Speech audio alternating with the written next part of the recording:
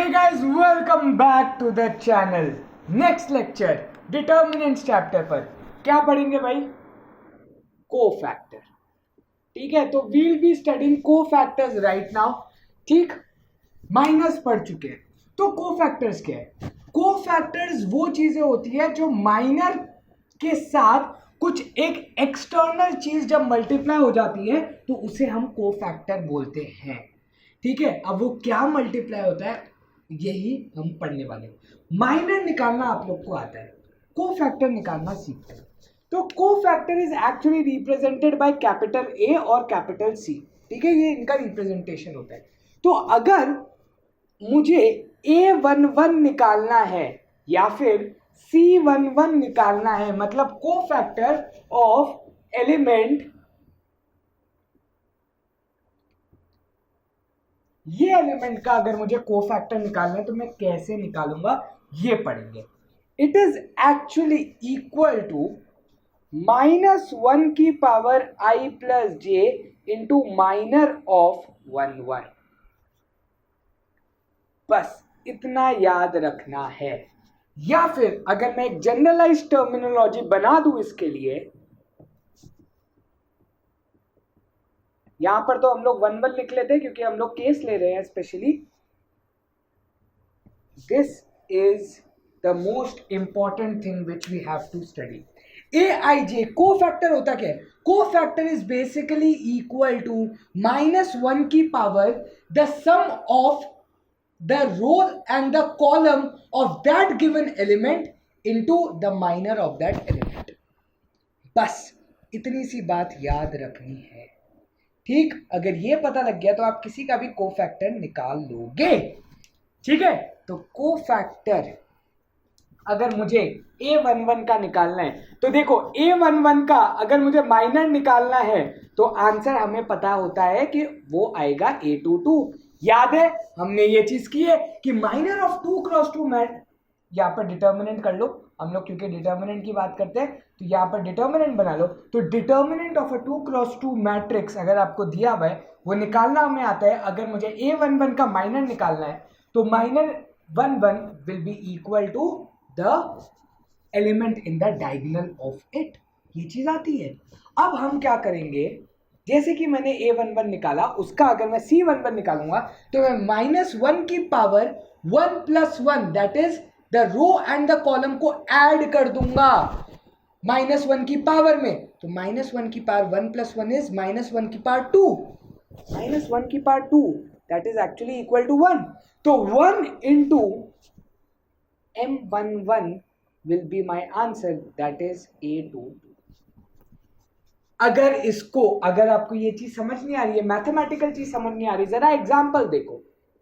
1 2 3 4 ये आपका एग्जांपल है. मुझे 1 का माइनर निकालना है. ठीक है, A11 का माइनर निकालना है. A11 का माइनर क्या होगा? 4 होगा. ये हमें पता है. अब बात ये आती है कि इसका कोफैक्टर क्या होगा. तो इसका कोफैक्टर होगा -1 की power 1 + 1 into 4. That will come out to be 4. अगर यही चीज मुझे निकालनी है 2 की, 2 का कोफैक्टर निकालना है, मतलब मुझे कोफैक्टर किसका निकालना है? A12 का. अगर मुझे A12 का कोफैक्टर निकालना है तो मैं क्या करूंगा? A12 का कोफैक्टर निकालने के लिए अगर मैं C12 लिख रहा हूं तो C12 will actually be equal to -1 की पावर, इन दोनों को मैं कर दूंगा add, that is 1 + 2 into minor of that element. तो माइनर ऑफ 2 क्या है भाई? उसका डायगोनल दैट इज थ्रोन. -1 का क्यूब कितना होता है? -1. Hence this is your answer. आई बात समझ? ठीक है, समझ में आ गया? All right. ठीक, अब बात क्या करते हैं, अब बात ये आती है कि एक बार हम लोग यही चीज 3 क्रॉस 3 डिटर्मिनेंट में भी देख लेते हैं. ठीक है, तो 3 क्रॉस 3 डिटर्मिनेंट अगर मैं बनाऊं, मुझे माइनर निकालना है. पहले लेट सपोज, चलो एक रैंडम लेते हैं, इस नंबर का मुझे माइनर एंड कोफैक्टर निकालना है. तो ये है क्या, ये एलिमेंट है क्या, ये एलिमेंट है A21, ठीक है। A21 का मुझे क्या निकालना है, माइनर और कोफैक्टर। तो माइनर ऑफ M21 या फिर M21 अगर मुझे निकालना है तो हम लोग क्या करते थे, सेकेंड रो फर्स्ट कॉलम को कर देंगे डिलीट माइनर निकालने के लिए। तो बचेगा क्या मेरे पास आंसर में, 2 3 2 5। आंसर कितना आ जाएगा मेरे पास, क्रॉस मल्टीप्लाई कर दो, 10 - 6 दैट इज 4। आई बात समझ, 4 आया। अब मुझे निकालना है A21 या फिर C21, दैट विल बी -1 की power 2 + 1 into -21 that is 4। Answer कितना आ गया, -1 का क्यूब इज -1, -1 इंटू 4 इज -4। तो cofactor of element A21 is actually equal to -4 for this given determinant. I hope cofactor निकालना आप लोग को आ गया है समझ। सिर्फ इतना सा फॉर्मूला ध्यान में रखना, अगर इतना फॉर्मूला भी ध्यान में रख दिया तो आपको कोफैक्टर निकालना आ जाएगा। Now the best thing of cofactor is what, याद है मैंने आप लोग को बताया था कि जब हम लोग डिटर्मिनेंट लगाते हैं, जब डिटर्मिनेंट निकालते हैं, तो हम लोग जब 3 क्रॉस 3 का डिटर्मिनेंट निकाल रहे थे तो फर्स्ट रो में प्लस माइनस प्लस लगा रहे थे विदाउट एनी रीजन। कोई रीजन नहीं था हमारे पास लगाने का, यार क्या रीजन से लगाया, अब वो क्वेश्चन करेंगे, उस क्वेश्चन का आंसर दूंगा अभी के अभी। एक्चुअली में determinant of A, let suppose ये मेरी ए मैट्रिक्स है, तो डिटर्मिनेंट ऑफ ए उसको हम लोग ऐसे डेल्टा भी बोलते हैं, ठीक है, ट्रायंगल बनाते हैं छोटा सा, उसको हम डेल्टा साइन बोलते हैं। This delta is actually equal to A11 into cofactor 11 plus A12 into cofactor 12 plus A13 into cofactor 13। Actually में ये फॉर्मूला होता है, समझ में आया, डिटर्मिनेंट निकालने का ये फॉर्मूला होता है। अब अगर आप चीज देखोगे तो A11 अगर मैं निकालता हूं तो -1 की पावर मेरी क्या होगी, 1 + 1। देखो A11 का अगर मैं माइनर निकालूं तो क्या होगा, फर्स्ट रो फर्स्ट कॉलम को कर दो एलिमिनेट, तो ये 4 एलिमेंट आएंगे। हम लोग यही 4 एलिमेंट लिखते थे, 1 से मल्टीप्लाई यही 4 एलिमेंट करते थे। जब हम लोग 2 की बात करते हैं, जब हम लोग फर्स्ट रो सेकंड कॉलम को एलिमिनेट करेंगे तो माइनर क्या आएगा, 3 1 4 5 का डिटर्मिनेंट, जिसका आंसर क्या होगा, 15 - 4 दैट इज 11। लेकिन मैंने आपको बोला था माइनस का साइन यहां पर पुट करना है। क्यों बोला था माइनस का साइन यहां पर पुट करना है, इसलिए क्योंकि एक्चुअली में डिटर्मिनेंट का फॉर्मूला होता है ये। अब बात ये आती है कि A12 अगर मैं निकाल रहा हूं तो एक्चुअली में मेरे पास क्या आएगा, -1 की power 1 + 2 that comes out to be 3, और -1 की पावर अगर ऑड होगी तो ऑटोमेटिकली यहां पर प्लस की जगह माइनस आ जाएगा। तो इसको हम लोग माइनर के टर्म्स में लिखें तो ऐसे लिखेंगे, लेकिन अगर कोफैक्टर के टर्म्स में लिखे तो ऐसे लिखेंगे। रियल फॉर्मूला इज दिस, समझ में आई बात, ये इंपॉर्टेंट होता है। एक्चुअली में फॉर्मूला ये बना है कि आप क्या करो, जो भी, अच्छा now I discuss all the 6 ways to expand, ठीक है, all the 6 ways to expand has the same thing. You can take any 3 elements of the same row or the same column. अगर मुझे कभी भी डिटर्मिनेंट की value निकालनी है ना, मैं एक नेक्स्ट लेक्चर इसी पर बनाने वाला हूँ, अगर मुझे कभी भी डिटर्मिनेंट की वैल्यू निकालनी है ना तो I can use the first row as well, I can use the second row as well, I can use the third row as well. जो भी रो मैं लूंगा उसमें मुझे करना क्या है, लेट सपोज मैंने सेकेंड रो ली, तो सेकेंड रो के सारे एलिमेंट लिस्ट डाउन कर दो, A21 A22 A23, और उसको किसके साथ मल्टीप्लाई करो, उन्हीं के कोफैक्टर के साथ और सबको कर दो ऐड। ये भी आपको सेम आंसर देगा जो यहां से आ रहा है, ठीक है। These are the 6 ways। एक पूरा एग्जाम्पल के तौर पर नेक्स्ट लेक्चर वही आने वाला है आप लोग पर। तो these are the base. Important क्या था, वो जो प्लस माइनस प्लस जो हम लोग लिखते हैं ना, वो किस बेसिस पर लिखते हैं, वो एक्चुअली हम लोग इस बेस पर लिखते हैं कि जो मेरा A12 है, क्योंकि कोफैक्टर में -1 की पावर ऑड आ जाएगी इस केस में, तो we keep minus sign over here when it comes to direct expansion. अगर हम लोग ये डायरेक्टली फॉर्मूला लगा रहे हैं तो हमें कोई माइनस के साइन की झंझट नहीं है, सिर्फ ये फॉर्मूला सोच लो, ये फॉर्मूला आ जाएगा, यूज कर लो, आंसर आ जाएगा, बात खत्म। ठीक, तो with this your cofactor is over. Cofactor की एक स्पेशल प्रॉपर्टी होती है जो मुझे बता दी,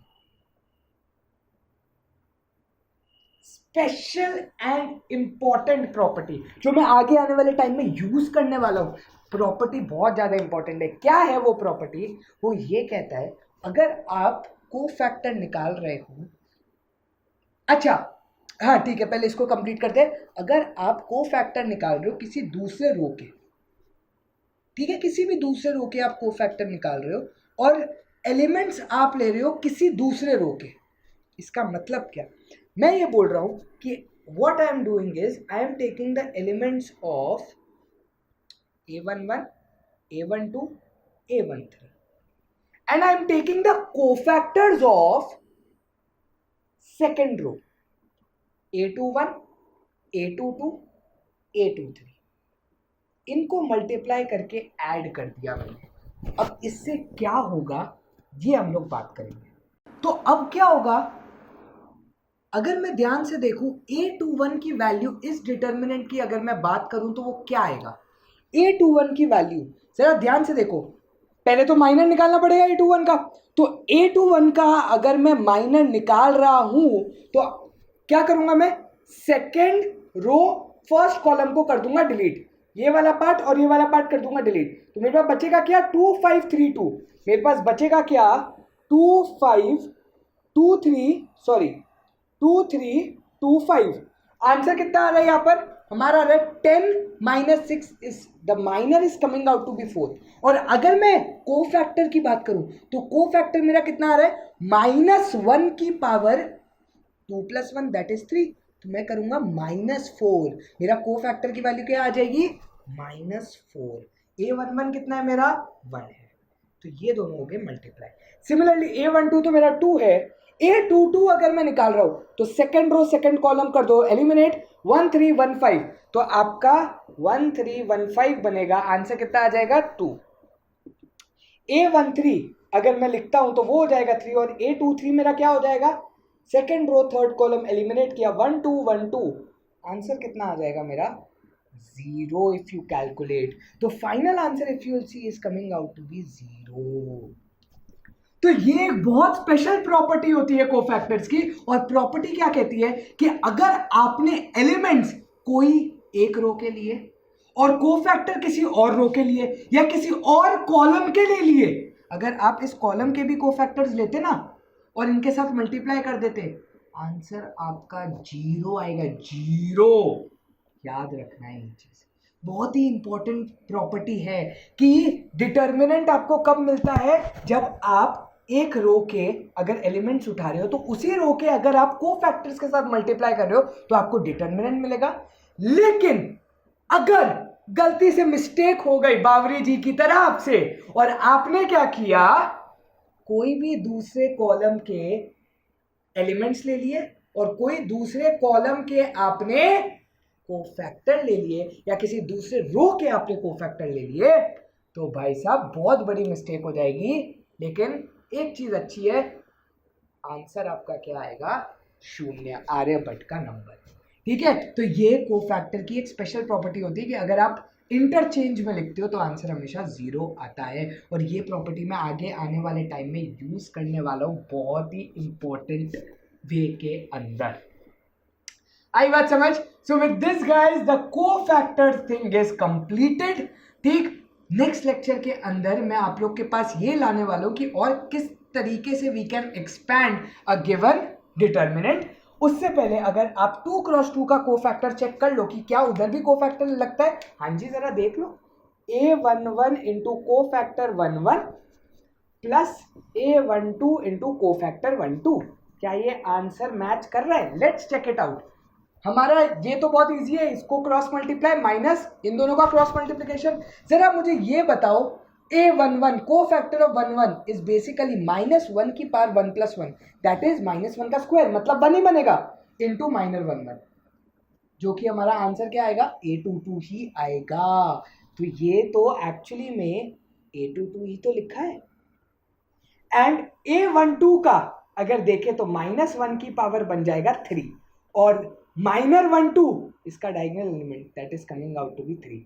आंसर कितना आ रहा है -3, मतलब माइनस ऑफ a21। क्या वो ही डिटर्मिनेंट की वैल्यू बन गई जो असली में हम लोग लिखते थे? जी हाँ। तो अगर आप ऐसा भी करना चाहते हो तो देखो यार, real method of expanding a determinant is using cofactors, बाकी मेथड तो हमने बनाए हैं। डिटर्मिनेंट की शॉर्टकट ट्रिक भी मैं लाने वाला हूँ, उससे पहले डिटर्मिनेंट को एक्सपैंड कैसे 6 तरीके से करते हैं वो मैं आप लोग को बताऊंगा। So with this guys the cofactor is finally over. Thank you guys for watching, see you in the next video.